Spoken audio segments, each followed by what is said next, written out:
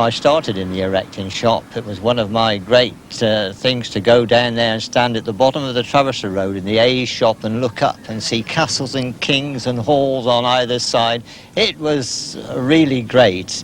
You felt full of pride when you stood there and looked at these locomotives. It was the same with all the apprentices in those days. The one ambition was to get on to work on these locomotives. You couldn't wait until you got down there, which was the real height of your apprenticeship if you ever got of the old Great Western Railway. I often think of it now, especially since I've been retired. It was not an easy life in those days. No one pretends it was, but it was something that you can remember with pride. Nationalisation at first changed very little. Swindon still built for steam, though now to standard British Railways designs. One of these became the very last to be built anywhere for British Rail. It was named in March 1960 the Evening Star. I remember going and seeing her pulled out on that auspicious occasion with sort of mixed feelings, because to me it wasn't a Great Western locomotive. It was a standardised locomotive after nationalisation with a lot of pipes running down the outside and an untidy looking thing, in my opinion. There was the pathos, of course, that it was the last steam loco going out, but I didn't feel it as much as if it had been the last king or castle or hall or something of the Great Western itself. When the diesels came in, Swindon managed to keep its own stamp upon them, but they were very impersonal. They had no life in them, really. They were 3 years later, it was the last king which entered the Swindon Works. Almost at the same time, British Railways announced that nearly half their workshops would have to close. Swindon itself would be saved, but large parts of the works would be demolished. Over 100 acres, just over a third of it, was sold, mainly to the local council.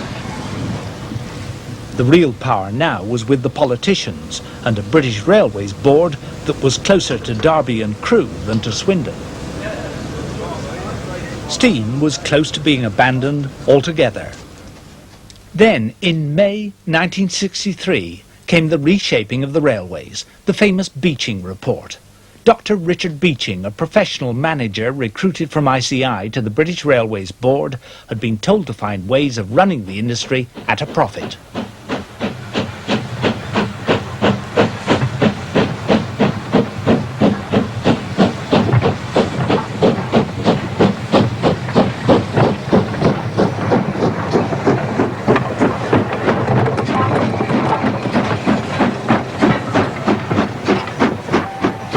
Dozens of branch lines that had come to seem a permanent part of the British countryside began to disappear.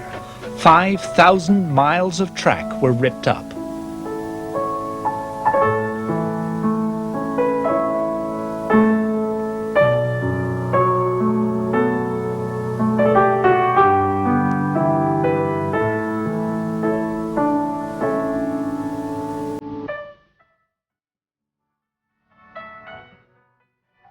More and more freight traffic moved to the roads. 2,000 stations were closed. Some of the lines had never begun to fulfill the over-enthusiastic claims their Victorian promoters had made for them.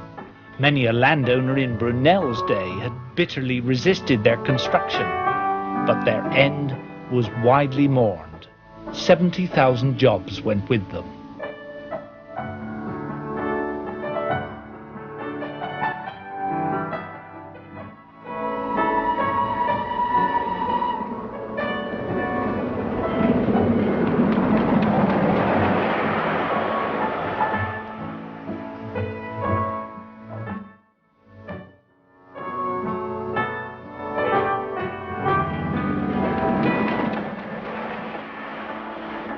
In future, declared Dr. Beeching, traffic would be concentrated on 3,000 miles of main line. Hundreds of steam engines were towed away to the breakers.